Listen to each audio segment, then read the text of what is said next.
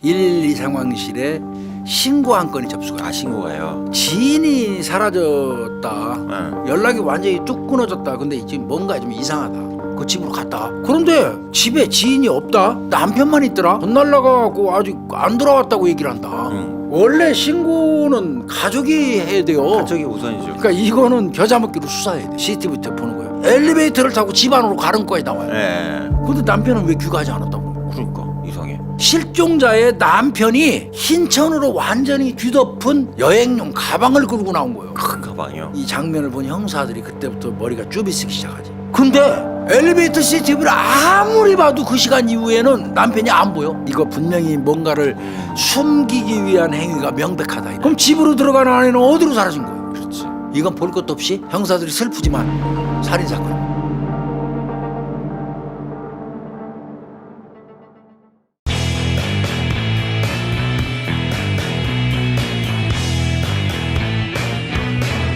(2022년 8월 30일입니다) 한여름이네요. 오후 6시경에 대구 달성경찰서 네. 112 상황실에 신고 한 건이 접수가. 신고가요? 지인이 사라졌다. 응. 연락이 완전히 뚝 끊어졌다. 근데 지금 뭔가 좀 이상하다. 아니, 뭐가 이상한지 구체적으로 한번 얘기해 봅시다 하고 물어봤겠죠. 차를 빌려줬는데 그 차 가져가고 나서 전화도 안 받고 아예 연락이 두절돼 버렸다. 지인 집을 알으니까 할 수 없이 차 찾으러 그 집으로 갔다. 그런데 집에 지인이 없다. 응. 그리고 그 남편만 있더라. 어디 갔냐고 물어보니까 돈 날라가고 아직 안 돌아왔다고 얘기를 한다. 그래서 말을 시키면서 슬슬 집 안으로 들어갔대. 자기가. 그 들어가고 여기저기 확인해 보니까 진짜 자기 지인이 없더라는 거지. 내가 혹시 내 차를 타고 무슨 일이 생기면 내가 불편할 수도 있을 것 같고 여러모로 내가 그 휩싸이는 거 싫다. 그러니까 내가 신고를 안 할 수가 없어서 하는 거다. 참 이거는 경찰 입장에서는 왜 안 해? 원래 신고는 가족이 해야 돼요. 가족이 우선이죠. 그러니까 이거는 겨자먹기로 수사해야 돼. 형사팀에서는 당연히 이런 사건이 딱 들어오면 집에 안 들어왔다고 그러는데 진짜 집에 안 들어왔는지 들어왔는지 확인하는 거 딱 하나밖에 없어요. CCTV 보는 거예요. 봤더니 네. 2022년 8월 29일 아까 네. 8월 30일 날 신고했죠. 하루 전날이네요. 하루 전날 04시 30분경. 네. 04시 30분경에 피신고자 그러니까 50대 여성 실종된 차 빌려간 거네요. 분 그 사람이 아파트 주차장에 나타나요. 차를 세우고 귀가 중이에요. 그럼 집에 간 거예요. 그 동선을 따라서 쭉 따라봤더니 엘리베이터를 타고 집 안으로 가는 거에 나와요. 예. 근데 남편은 왜 귀가하지 않았다고 그래요? 그러니까 이상해. 그런데 이어서 봤더니 한 1시간 정도 지난 다음에 05시 30분경에 실종자의 남편이 현관문을 열고 나오는 모습이 보여요. 이 장면을 본 형사들이 그때부터 머리가 쭈비쓰기 시작하지. 그 당시에 남편의 복장이 골 때려요. 자전거 안전모를 썼는데 또 자전거 복도 입었어. 네. 근데 정작이 자전거를 안 끌고 나와. 그때 비가 슬슬 오고 있을 때요. 검정 우산도 하나 들고 있어. 이 사람이 끌고 나온 거는 자전거가 아니고 흰천으로 완전히 뒤덮은 여행용 가방을 끌고 나온 거예요. 큰 가방이요? 양손으로 힘겹게 이렇게 밀면서 엘리베이터까지 이동을 해. 무게감이 있었다는 얘기네. 그러니까 경찰이 이거 혹시 여행용 야, 가방 어떡하냐. 속에 시신이 들어있는 거 아닐까? 예, 어떡하냐. 남편은 엘리베이터에서 내려가지고 자신의 화물차 적재함에다가 여행용 가방을 실어요. 그것까지 나왔어요. 예. 그러니까 경찰이 이상하죠. 이거. 이상하네. 차 끌고 나갔어. 5시 30분에 언제 남편이 들어오는지를 확인해 봤어. 그랬더니 1시간이 지난 후에 주차장 CCTV 보니까 귀가하는 모습이 딱 나와. 차 세우고. 근데 그때는 여행용 가방이 없어.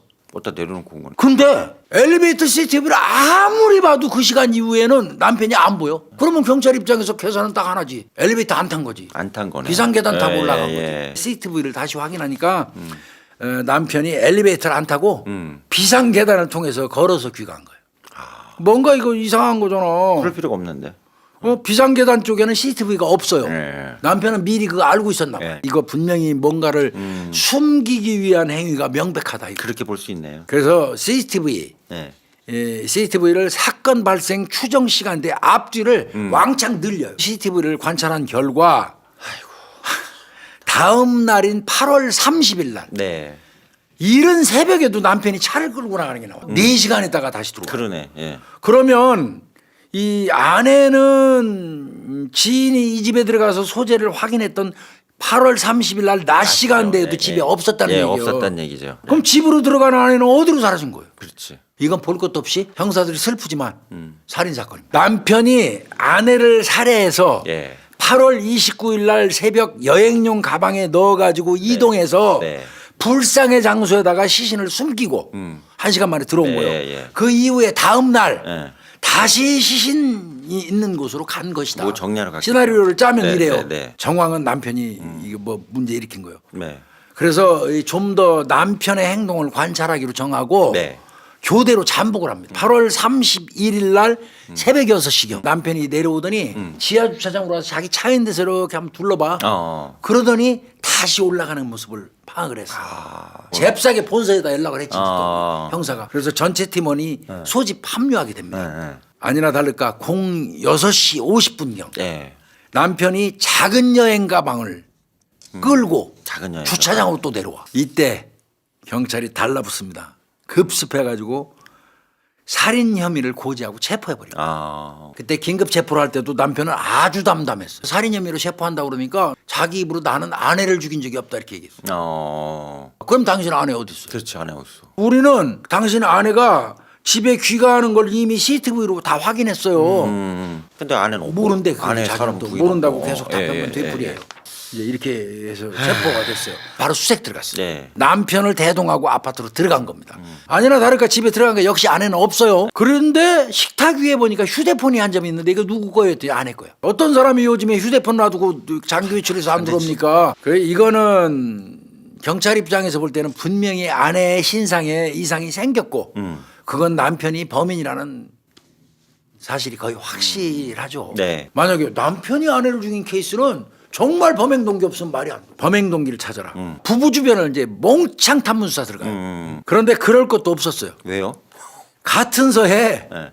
부부싸움 남편이 때려가지고 부부싸움으로 신고된 건수가 있네 보니까 여천 개. 남부서에 아이고.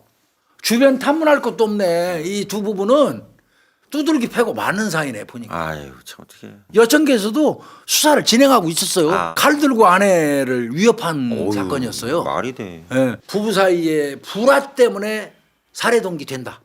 이렇게 본 거예요. 그러니까 이제 그걸 가지고 이제 또 이제 추궁하는 조에다가 알려주지. 이거 예, 딱 예. 펼쳐놓고 예. 당신 아내하고 갈등 때문에 죽인 거구만.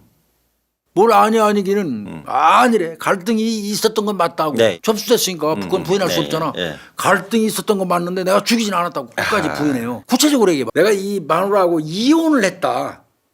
이혼을 저번에. 했다가 얼마 전에 재결합을 했다. 내가 용서해 줬다.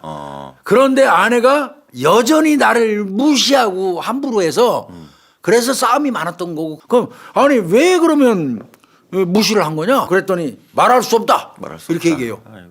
이건 뭔가 숨기는 게 있다는 뜻이 되잖아요. 뭐야.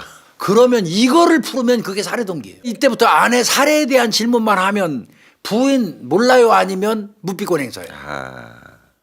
근데 차라리 이렇게 무비권 행사하면 편해요. 긴급 체포를 했잖아요 일단. 48시간 이내에 신병 처리를 해야 돼요. 그 시간 내에 확실한 증거를 찾아야 돼요. 동선을 명확히 파악하는 것 이외에는 다른 방법이 없다고 봐요. 남편의 동선을 다 CCTV로 까기 시작해요.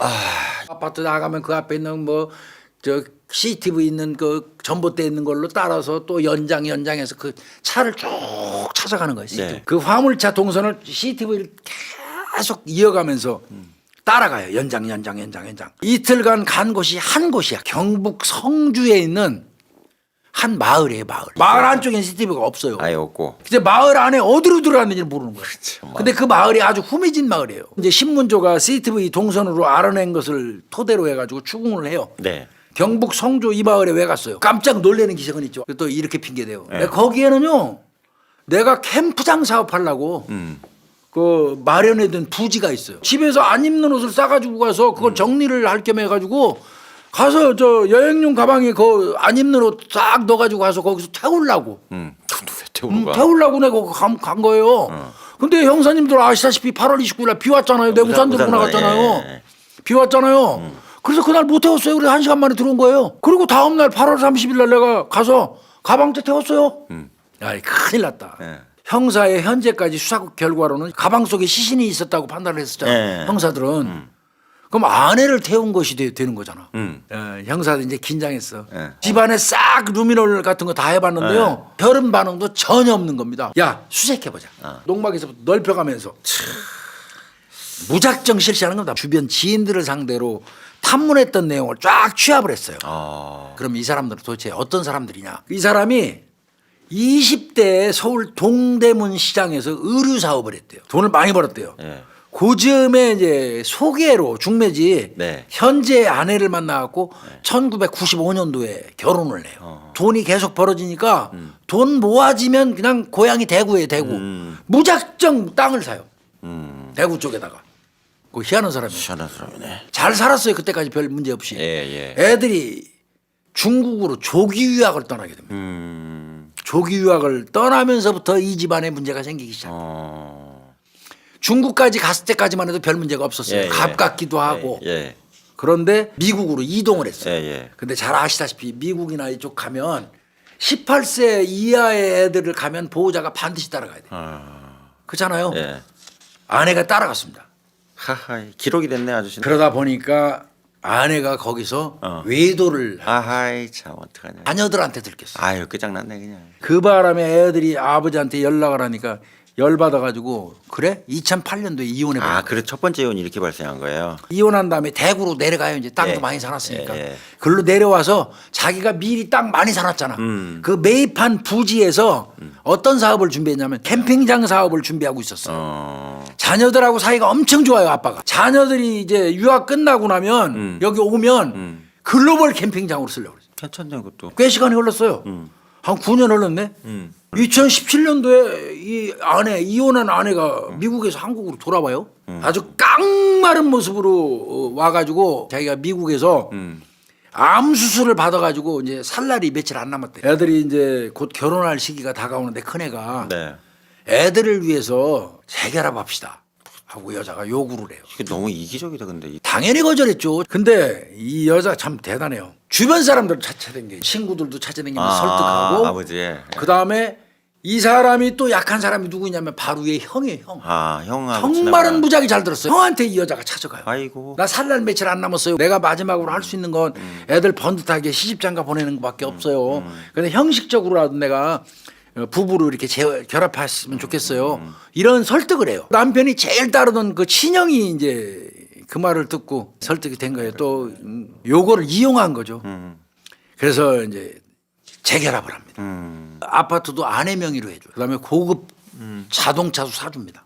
착한 사람이네. 이게. 네, 엄청 착한 예, 사람이에요. 예. 그런데 이번에도 또 문제야. 애들이 미국에 있던 자녀들이 엄마가 정말 미국에서 암 수술했는지 여부를 확인을 해봤어.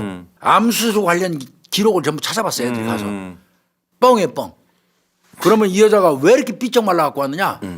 다이어트 하려고 위 절제술을 받은 겁니다. 독한 사람이네. 그러니까 이 남편은 또 속았다는 배신감에 이제 치를 떨게 된 거죠. 어느 날 그 일시적으로 귀국했던 자녀들이 예. 지 엄마를 또 감시 미행을 좀 했어. 일정 기간. 아들, 거기서 다른 남자하고 접촉하는 그 버릇 개못 쪼갖고 예. 매도하는 걸 본 거야. 이거로 인해서 이제 너는 사람도 아니야. 이른바 얘기하는 무늬만 부부가 돼가지고 동거하게 된 겁니다. 물론 이런 내용 등등은 형하고 그 엄마가 전부 말해준 수사팀에다가 낱낱이 다 협조를 해준 거예요. 형을 시켜가지고 동생이 자꾸 부인하는데 형이 한번 떠보셔. 설득 좀 해봐요. 형이 알았습니다 하고 자기 동생 만나서 한참 얘기하더니 내 동생이 죽인 게 맞습니다. 이렇게까지 얘기해요. 네. 그러니까 거의 확실해요. 일단 이제 경찰이 구속영장을 네. 신청을 합니다. 네. 9월 2일 날 영장 실질 심사를 네. 하게 됩니다. 네. 이 수사팀이 남편 불러다가 조사할 때 얘기해요.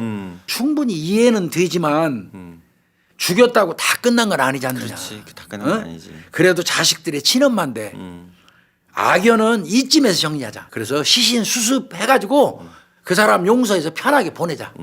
이제 이런 식으로 설득을 했다고 그래요. 수색하고 있잖아요. 네. 농막 주변에서. 네. 글로 이 사람 데리고 가요. 이 남편의 눈빛이 흔들리는 거를 분명히 봤답니다. 형사는. 가능성이 있다는 얘기예요. 네. 이제 경찰서로 데려와서 입장 집어넣으려고 그랬더니 형사님 전화번호 좀 알려주세요 하고 남편이 얘기를 해요. 네. 그런데 연락이 안 왔어요. 연락은 안 왔고. 9월 2일 날 10시에 구속영장 실질심사로 출발을 하게 됩니다. 그때 차에 타서 딱 그때 남편이 얘기합니다. 할 말이 있습니다. 내가 살해한 게 맞습니다. 그러니까 당연히 구속영장이 발부되죠. 그럼 이 사람이 자백 내용이 뭐냐? 자백 네, 내용. 예. 재결합한 후에도 아내가 나를 무시하는 말을 자주 했고 아, 그래서 불화가 아주 많았다. 자기가 거실에서 자는데 나를 이렇게 보더니 술 한잔 했나 봐. 발로 툭툭 차더래. 툭툭 차면서 뭐 같은 인간 욕을 했다는 거야. 아이고. 자는 걸로 착각한 거예요 그 여자는. 껴있는 됐네. 근데 거기서 이 꼭지가 확 돌아버린 거예요. 그 짧은 순간에 그동안의 일들이 쫙 떠올랐다. 수십 몇 개 다 올려놓고 했더니. 아유. 도저히 못 참아갖고 뻘떡 일어나가지고 거실에서 자기 방으로 들어가는 여자 뒤를 낚아챈 거예요. 네. 그 낚아채갖고 잡아뜨린 다음에 목 졸라 죽여버려. 그 후에 시체를 여행 가방에다 담아가지고 8월 29일 날 새벽에 농막으로 갔는데 비가 내려. 그래서 여행용 가방을 그대로 두고 일단 귀가한 거예요. 그 다음 날 8월 30일 날 새벽에 농막 앞에 있는 공터에서 시신이 들어있는 가방채 자동차 오일을 부어가면서 불을 붙여버려요. 잘 탔겠네. 최초 수사에서 그 가서 봤을 때는 땅바닥에 깔아놓은 매트 같은 게 있으니까 그걸 안 들어봤던 거예요. 매트를. 안 들어봤던 거예요. 여러 겹 덮여 있을 때 그것도. 이 사람 자백에 의해서 매트를 들춰보니까 거기에 불 질렀던 흔적이 있어요. 네. 뼈 처리는 어떻게 했냐면 들통에서 담아가지고 농막에서 한 20m 정도 떨어져 있는 개천으로 가서 버렸어요. 돌틈 같은 데 있죠. 흘러가는데 이런 데서 뼈 조각 한 100점 정도를 회수를 했어요. 야, 이거 시간 지났으면 미제될 뻔했네. 이제 재판을 보면요. 예. 검찰은 이렇게 얘기했어요. 아내가 가정에 소홀하고 미흡한 행동이 있었지만 비참하게 죽어야 할 정도는 아니었다. 그렇지. 사안의 중대함과 범행의 잔혹함을 고려해 징역 30년을 구형했습니다. 그랬더니 재판부가 살인은 인간의 생명이라는 존엄한 가치를 훼손하는 범죄다. 피고인들의 자녀들과 모친이 선처를 탄원하는 점, 우발적으로 범행에 이르게 된 점, 네. 피고인이 반성하는 태도를 보이는 점을 참작해서 징역 15년에 처한다. 결국은 흘러서 징역 15년으로 정리가 됐던. 네. 그러니까 많이 참작이 된 사건입니다. 옛날에 사형 집행할 때 같으면 사형감입니다. 이거. 예. 그런데 이 범행에 이르기까지의 과정을 충분히 참작해줬던 그런 사건입니다. 좀 짜증이 좀 나는 그런 사건이긴 있죠. 했지만 이런 사건 한번 다뤄봤습니다. 아유, 잘 들었습니다. 네, 이게. 대한민국 살인 사건 여기서 마치겠습니다. 감사합니다. 수고했습니다.